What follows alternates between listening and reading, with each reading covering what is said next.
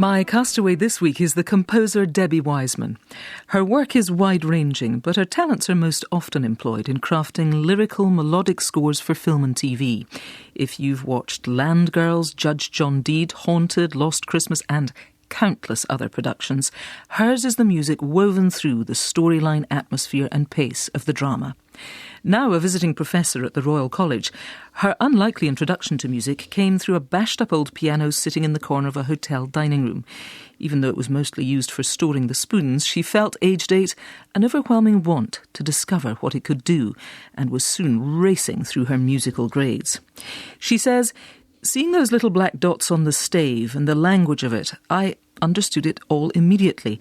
It was as if it had always been there. It made complete sense."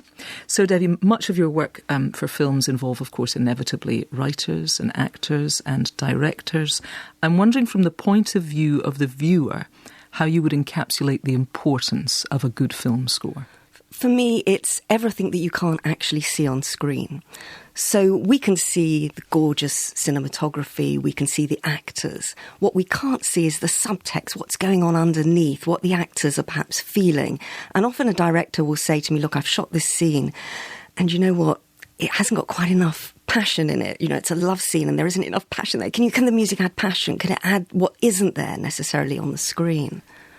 Should we as viewers actually notice the individual component that is the score, or should it be sort of a kind of sensory blending? We almost are entirely unaware that we've been gathered up by the music as we've been watching. I think it's a mixture of the two.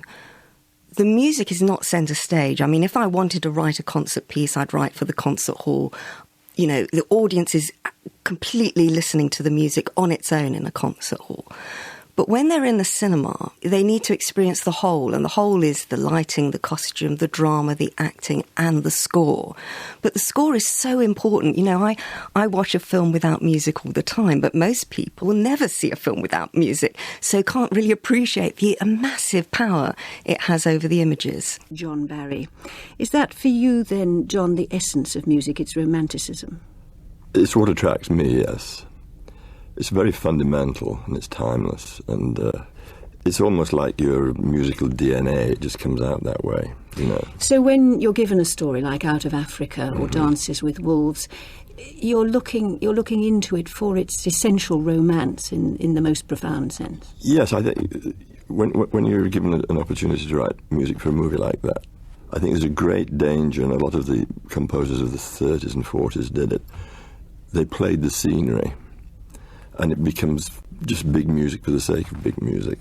So what I like to do is try to get into the heart and soul of the main characters and try to react to the scenery, to the environment or whatever, as hopefully they would react. I think that's the first job as a dramatist, is to get inside the characters, and then the music grows out of that reaction. Because otherwise you're just writing lush wallpaper. That's right.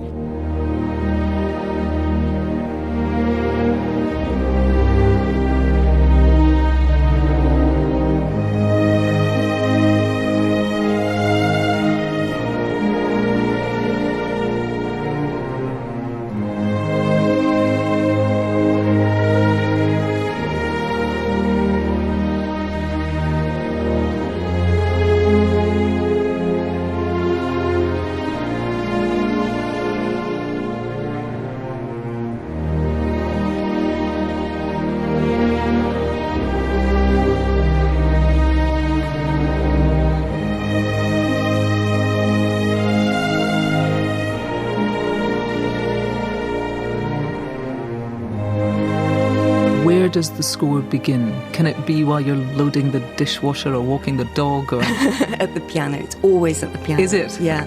The thing is, what I love about this job is that there's a film to inspire me. So I'm sitting at the piano and I'm watching images, and my job is to write music that helps that storytelling and somehow feel so seamless with it that that music was always intended to be with those pictures. They could never be apart.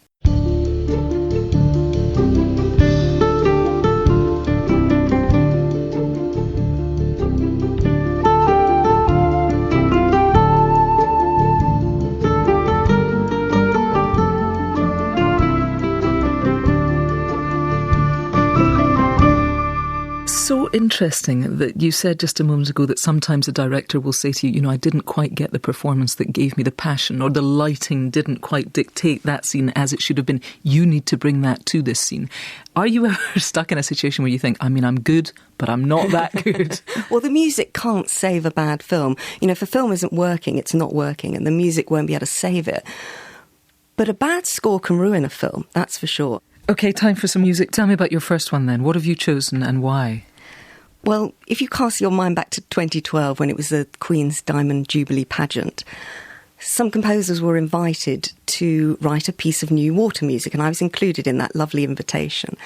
And I was invited to write a piece of new water music based on the title of Handel's original water music. And the title I was given was Gigue, which is sometimes called Country Dance.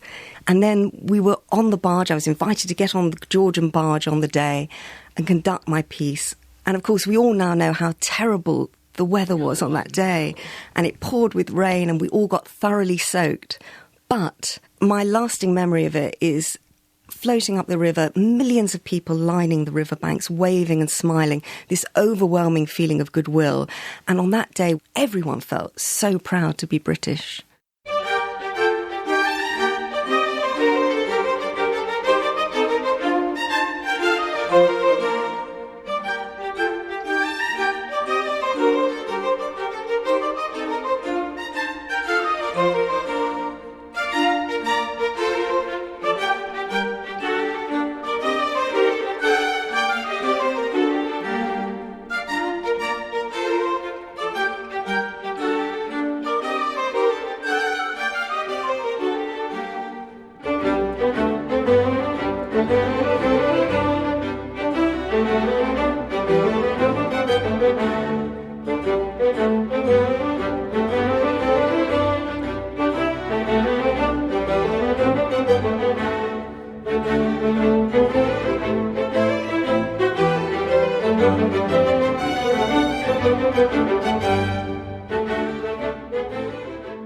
The Country Dance from Handel's Water Music, played by the Consort of London, conducted by Robert Hayden Clark. So, Debbie Wiseman, just take me through your working day. When does it begin and end, and what happens in it? It very much depends on what I'm working on at the time. But if I've got a deadline, I will start very, very early. I love first thing in the morning. So I'll get up really, really early, 5:45 at the piano, writing early. And At the piano at 5:45? Yeah, 5:45. It's the best time of the day, Kirsty, it really is. Because there's nobody around, it's quiet.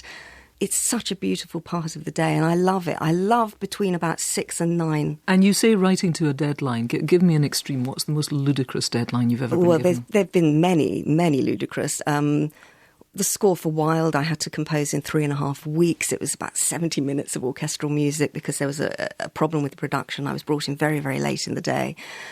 Sometimes on films I've written about 2 hours of music in about 6 weeks. One of your most commercially popular pieces, it went into the classical charts and did very well, as I understand it, was one that you'd written in the shortest time. Yes, did that tell you Wild. anything about your own creative process, do you think? Well, there is something about having to focus. I don't like not having a deadline. If I didn't have a deadline, I think I would waffle and I'd sit at the piano and procrastinate. But having that deadline, knowing that you're going to be in the studio on Friday with an 80-piece orchestra, is a fantastic way of getting the compositional juices flowing. So you must be highly disciplined as an individual. Yes, you absolutely have to be highly. But most musicians are, because when you're learning a musical instrument, you have to practice in order to get better. So that discipline is very well ingrained from a very young age. Does that discipline transfer into other elements of your life? I mean, are you one of those people, if I came and poked my nose round your freezer or your sweater drawer, would it all be sort of beautifully ordered? No, completely the opposite. The only area where I am perfectly disciplined is in my music. My knicker drawer is a disaster area. My sweater drawer, my everywhere else in my life is not structured as well as it is with music. But with music, you have to be structured. It's no good going into a studio and just saying to musicians, do what you like, see what happens. It'll be a mess. Nothing will happen.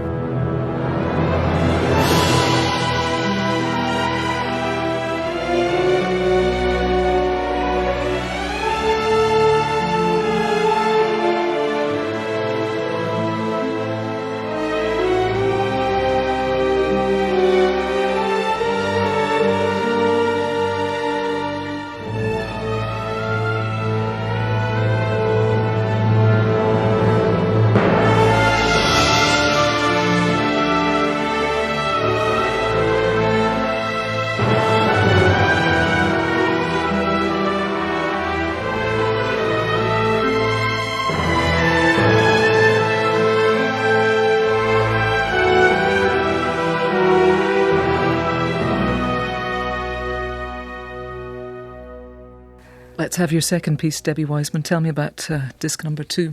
Well, when I was about 8, a friend of my mother's, who was a pianist and arranger, gave me a little book of Beatles tunes, specially arranged for small hands. And I was just starting to learn the piano, so I was learning all the little repertoire, Handel and Mozart little pieces and scales and arpeggios. But here was a book of pop songs, and it was so exciting. All these little wonderful, perfect melodies, playing them easily because they were arranged for small hands. And the very first piece I learnt from the book was Eleanor Rigby. And if you think about the tune of Eleanor Rigby, it sits so easily, da-da-da-da-da-da-da-da-da, because all the notes are very close together. There are no giant leaps or very few. And I learnt that first, and I think it just fired my imagination and made me realise how much fun it was to make music.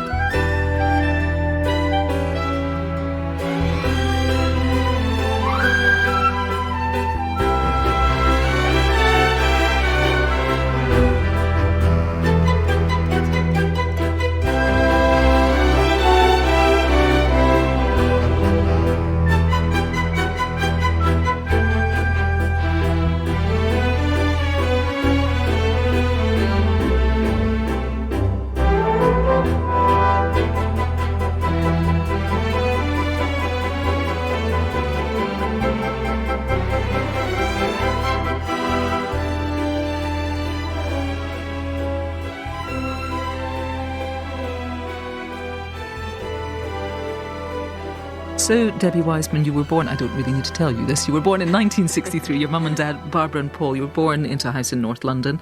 A musical family? Not at all, no. Absolutely nobody in the family had played music or was interested in it. I think there was a great-grandfather somewhere down the line that was an opera singer, but it's very vague. And your mother had, at one point, before she married and had a family, had wanted herself to perform. In what respect? Yes, I think she would have loved to have been an actress. And when she was young, it was a rather unsavoury, slightly unstable profession. And she was encouraged not to do it. And so she got married and had kids, and she poured everything into us. And I think she really, at the beginning, she wanted me to be an actress. And did you ever want to be? No, well, no. But I tried when I was little for her. And there was a great moment when the school play arrived. And I don't think it went terribly well. It was a great school play. There was a king, a queen, and a couple of princesses. And then on the day of announcing the parts, I went and had a look to see what part I'd got. There was the king, there was the queen, and it went down Iron Shirt 1, which is a kind of guard, Iron Shirt 2, Iron Shirt 3. That was me. I'd got Iron Shirt 3. Right. So, well, not the great start. But then the day of the performance came, and I had one line, which was Enter the King. And I was standing at the gate saying, Enter the King, no king. Looked over to where the king was supposed to enter, and there was this poor girl, because it was an all-girls school and we all played all the parts. There was this poor girl, obviously got terrible stage fright. And We've all been there. We've all been there, and she didn't come on. And instead of being rather professional and carrying on with the play, I just collapsed into this terrible fit of giggles, which started off the rest of the cast. And I think my mother was probably sitting in the audience at that very moment thinking, this girl will never be an actress.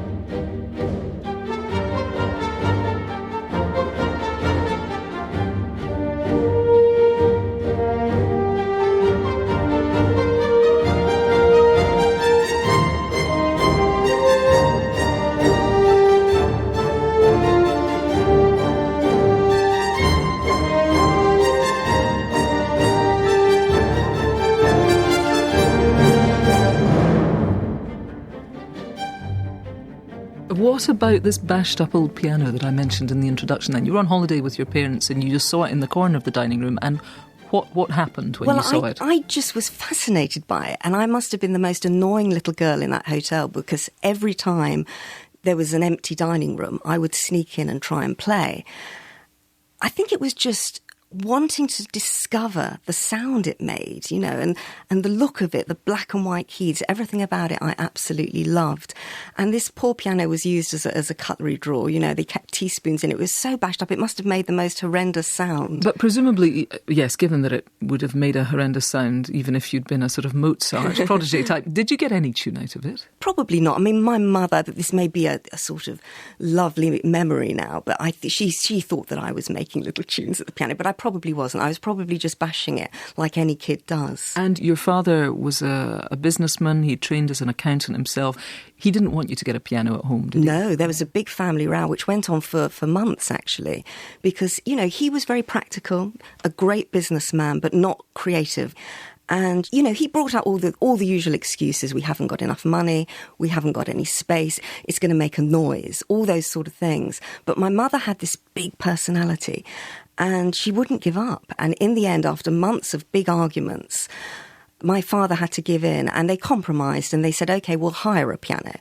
But then, of course, the minute it arrived, I never wanted to leave it. Let's have your next piece of music. Time for your third. Tell me about this. What are we going to hear now, Debbie? Well, when I auditioned for Guildhall, I had to prepare a piano piece, and I prepared Mozart's Piano Sonata in B-flat major, which was probably a slightly crazy thing to do because it's hugely difficult. But I would listen over and over again to Horowitz's performance, which I absolutely love. I think if I spent my entire life trying to learn this piece, I would never get anywhere close to that, just the mastery of his performance. I think I've listened to this piece so many times, immersed myself in it so much. I honestly think I began to believe that I'd actually written this music, which was obviously just completely delusional, wishful thinking.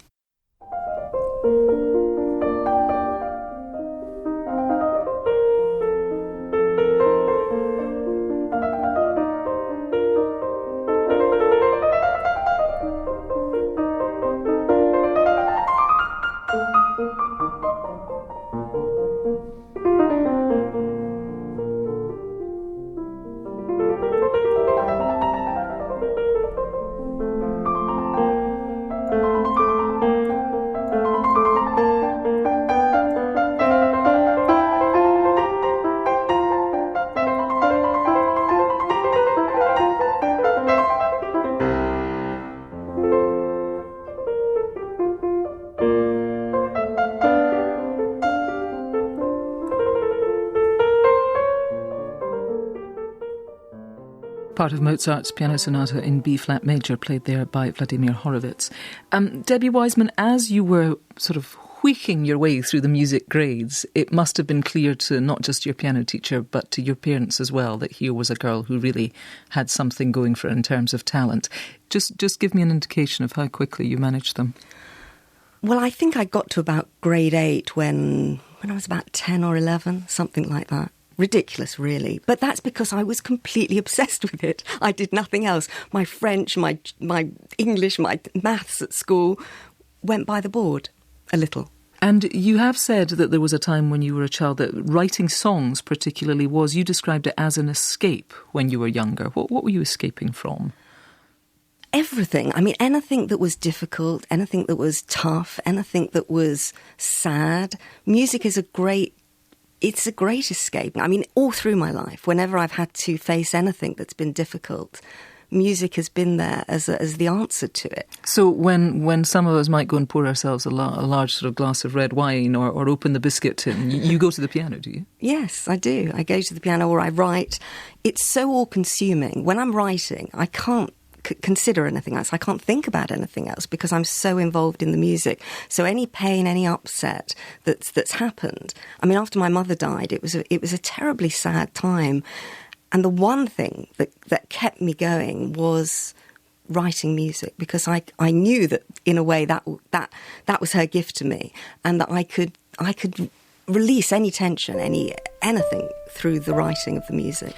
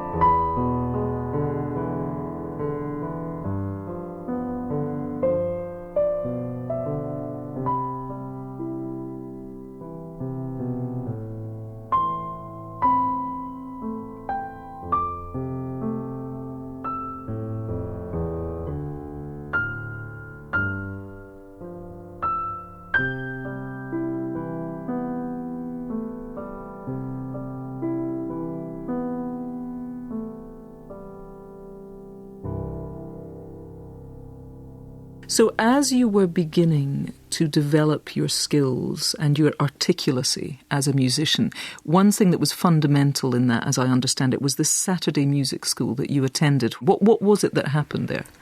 Well, on a Saturday morning, I'd go to this wonderful Saturday junior course at Trinity College of Music, and we'd do everything that you wouldn't do at school in a piano lesson. So we'd do improvisation and singing and harmony and playing in groups.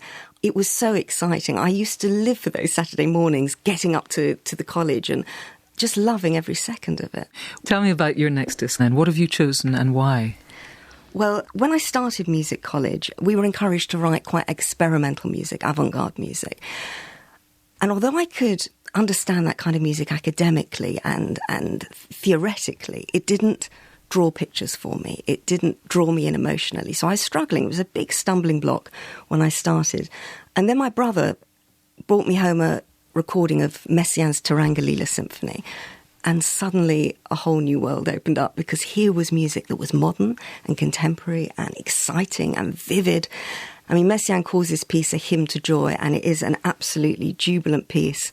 And hugely importantly for me, it just paints these vivid, vibrant pictures.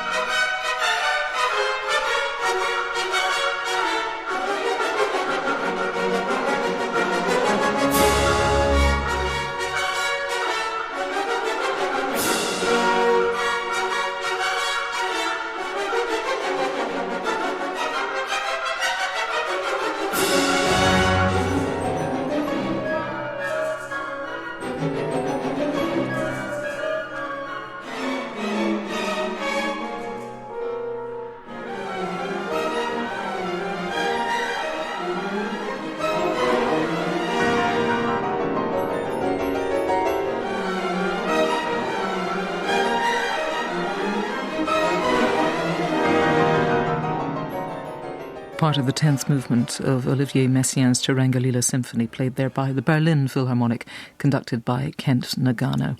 Tell us a little bit more then, Debbie Wiseman, about life at the Guildhall. I mean, I'm sure you arrived there thrilled to have gotten in, full of, you seem a very enthusiastic, positive character. Was it a positive environment? It was magical. I thought I'd walked into fame, or something like that, because there was the drama department and the music department. They were putting on musicals and shows, and what I loved was going into the college and then walking down the corridors, and in every rehearsal practice room you'd hear somebody playing a different type of music. You'd hear a flautist playing something gorgeous, and then you'd hear a big band, and then you'd hear a drummer, and then you'd hear a percussionist, and it was the most exciting place to be.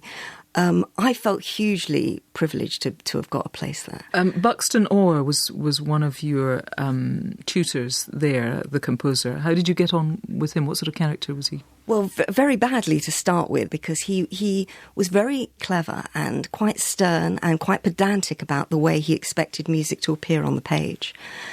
And of course, I was so green when I arrived at college. I had no idea how to write music. I very quickly discovered that being able to write a tune does not make you into a kind of fully rounded composer.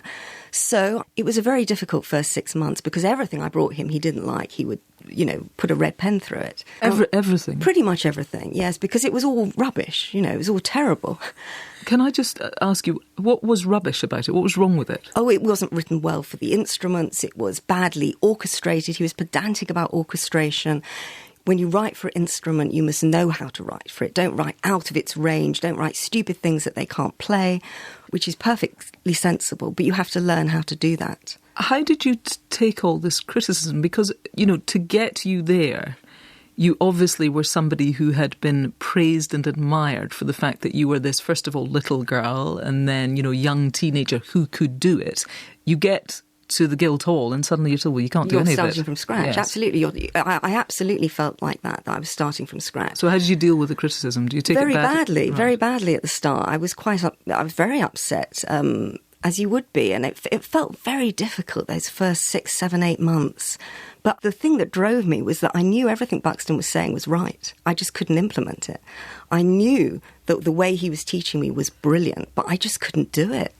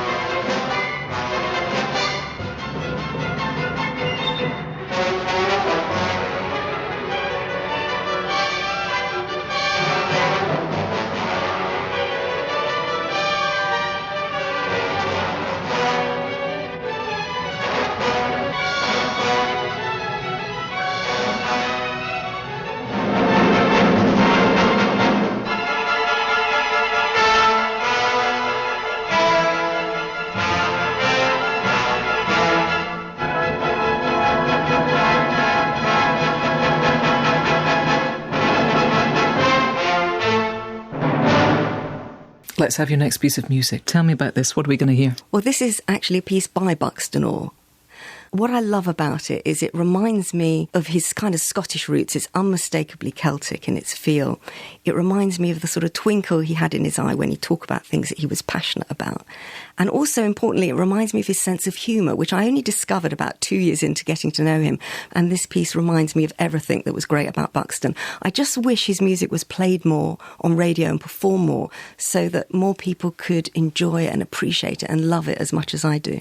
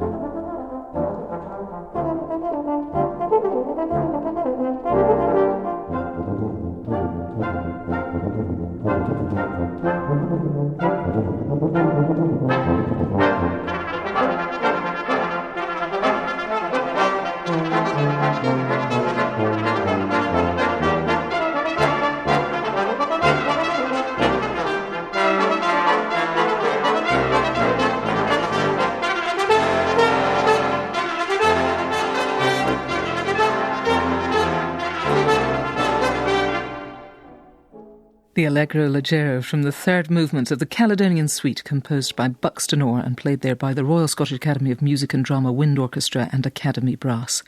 So tell me, Debbie Wiseman, clearly you had this wonderful training, you had great talent and skill. How did you end up playing a band that was doing covers at weddings and bar mitzvahs? Well, it's not... Nobody advertises for a composer, you know. It's not the sort of job you can just go and audition for. So when I left college, I knew that I wanted to write music for pictures, but it was, how do you go about it? And I didn't know anybody in the business. So my husband, who I met at music college, has a great singing voice, and we decided that the best thing to do would be to form a band, and that way we could work in the evening playing for weddings and mitzvahs and parties, and it would leave the day free for writing and for trying to get a little break in composing. And I had lots of music that I'd recorded when I was at college. So I would just send it out to every director, every producer that I knew and see if they would listen to it.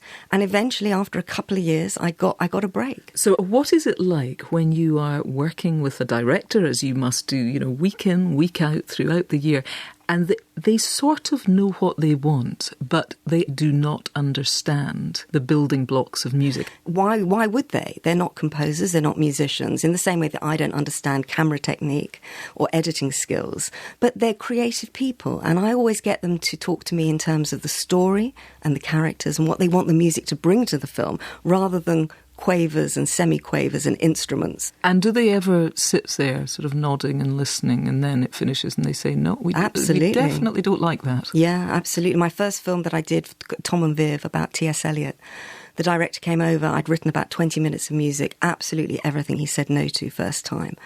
And I was heartbroken afterwards because I thought, I've got to start again. Where do I start again? But again, it's something that comes with more experience, and I wouldn't find it difficult to do that now. But then I had to completely throw away 20 minutes of music and start again. And was it a moment of confrontation, or did you just quietly and meekly slope off and start again? Quietly and meekly, yes. I mean, it was my first film. I wasn't in a position to argue. Would you now? Very possibly. Right, time for your next piece then. Tell me about this, your sixth. Well, when I was a teenager, I went to the cinema with a group of mates and we saw On Golden Pond. And actually thinking about it now, it's quite a weird film choice for a teenager because it was about ageing, enduring love, starred Katharine Hepburn, Henry Fonda. And it was at a time when opening titles in films were unhurried and they allowed you to be drawn into the story. And this did exactly that. And the opening titles was images of water and ducks on the pond and birds. And then there was this gorgeous Dave Grusin piano piece, which started at the very start of the film, completely drew you into the mood of the film in such a delicate, expressive way. And I remember sitting in the cinema thinking, wow, writing music for pictures, this has got to be the best job in the world.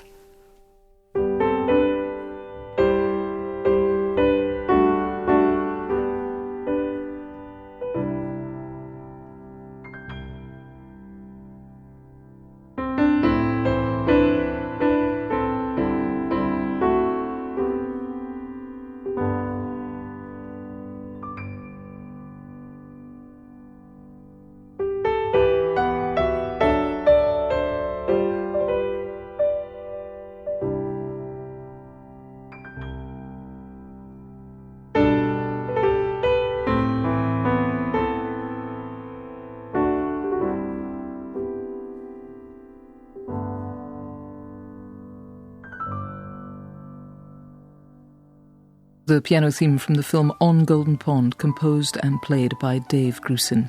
You're working right now, Debbie Wiseman, on the BBC TV adaptation of Wolf Hall. Hilary Mantel, of course. It will be hotly anticipated. The pressure must be great to get it right. Have you been in since the very beginning? I have on this particular project because I'm working with a director that I've worked with many times before, Peter Kosminski, and he brought me in right at the very, very start, at script stage.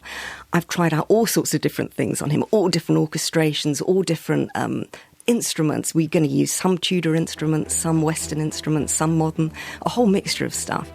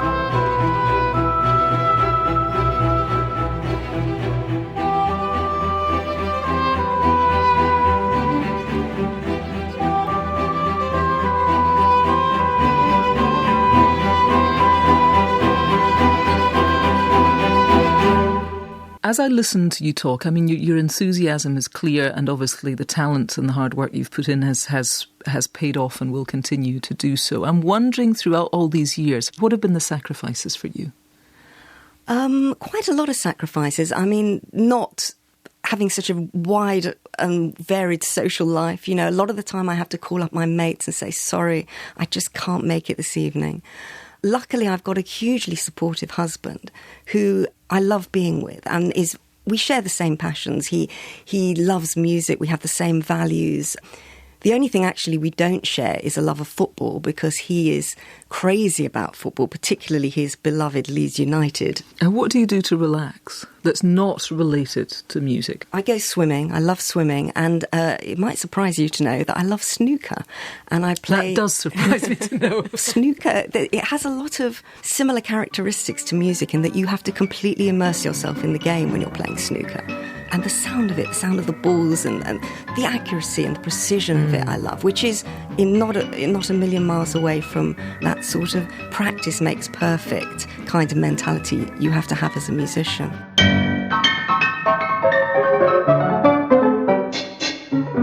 Time for your next piece. What are we going to hear now, Debbie Wiseman?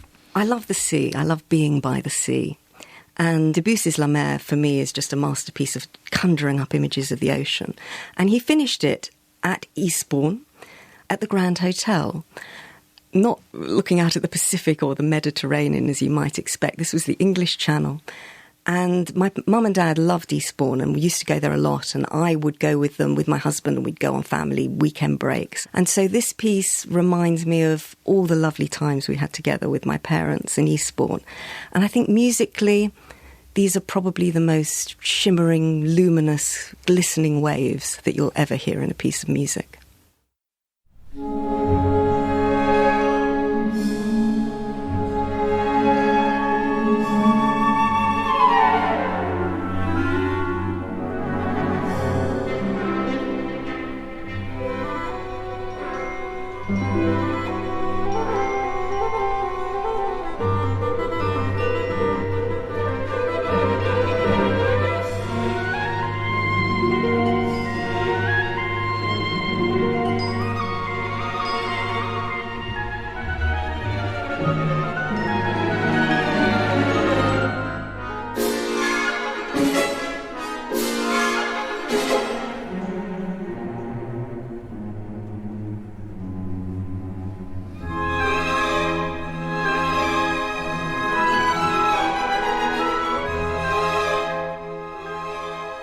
Play of the Waves, the second movement of Debussy's La Mer, played by the Chicago Symphony Orchestra, conducted by Daniel Barenboim.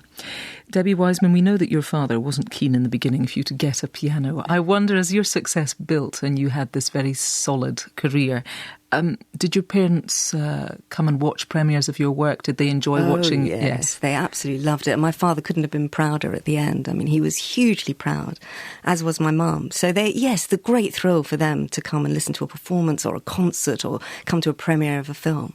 You've won plenty of awards, lots of nominations too for your scores. You're a recipient of the Gold Badge of Merit from the British Academy of Composers and Songwriters. Is public recognition important? Not public recognition, really. I mean, I like working with directors, and I like them to like what I'm doing and the producers to like what I'm doing. That's important to me. As long as they're happy, I'm happy. When you were starting out on you've had to be pretty tenacious to be as recognised and as successful as you are. Is there anything that you wish you'd known back then about the art and the work of composing? I'm not sure there's anything I would have known, because every project is different. I always think when I finish a project, I've got it right now. I know exactly what I'm doing. This is the way to do it. And then I start another one and it's almost like you're starting again. So you never can know it all. You can never know what to expect. That's what I love about it, actually, the danger of the job. Because the minute you finish one job, you're kind of out of work, and then you've got to wait for the next one. And I've been so fortunate that the commissions have kept coming, and I've worked with some fantastically talented people. You're a visiting professor at the Royal College of Music, as we know. What would be your advice to would-be composers? I would pass on what Buxton told me, which I thought was very clever and invaluable, was that write something every day. Even if it's rubbish and you throw it out afterwards, write something every day, because it keeps your compositional juices flowing and you'll never run out of ideas. So, Debbie Wiseman, tell me about your next disc then, your final one today, your 8th. What are we going to hear? Well, one of my favourite film composers is John Barry. I think Out of Africa, Dances with Wolves, those scores are just timeless, beautiful, haunting, memorable. But I've chosen a track to take on my desert island that actually is not John Barry writing for a film. This is him writing pure John Barry, just the music that he wants to write. It's from an album called The Beyondness of Things. And what's so interesting about his music is that even when he's writing away from a film, his music conjures up these images of glorious sunsets or wide open spaces or an expanse of ocean. You just sit back and you can picture these images. This piece, I think, is just hauntingly beautiful. It's introspective and it's pure John Barry.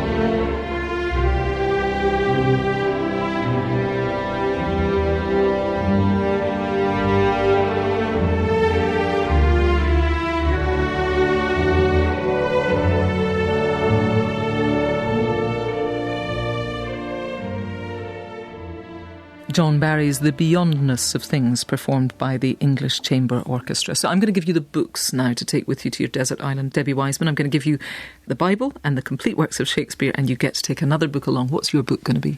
I'm going to take, if I may, the Penguin Book of English Verse, because it covers over 600 years of English poetry. There's Chaucer and Wordsworth and Keats and Dylan Thomas. And I love setting words to music, so I could think of little tunes to suit the poetry. I could sing them to myself. And the wonderful thing about being on a desert island is that because there's nobody else around, I could sing these wonderful songs that I'm going to be writing on the island, and nobody will be around to listen to my dreadful singing voice and tell me to shut up. So it's a win-win. And a luxury item too. Could I have a grand piano, and could I also have some manuscript paper and an everlasting pencil? You certainly can. Is there a particular piano you want? No, just a lovely grand piano, because I think I've got my pictures on the island, because I can look out and there's the fantastic landscape and the sea and the wildlife and the insects and the birds to inspire me. And I would be able to write music just looking at what's in front of me. And then at the end of the day, when it started to get dark and a bit colder, because I'm so impractical, I think I'd find it very difficult to make a shelter or look for wood or tie a knot or start a fire. So I could shut the lid of the piano and then I could wriggle underneath it and it would double as a shelter. What a very splendid idea. And which one of these 8 tracks would you save? The Messiaen, because I could listen to that music 1,000 times a day and still find something wonderful in it and something new. It's yours, Debbie Wiseman. Thank you very much for letting us hear your desert island. Thank you. It's been great to be here. I'm a castaway now. Just tell me what time the boat's leaving and I'm there.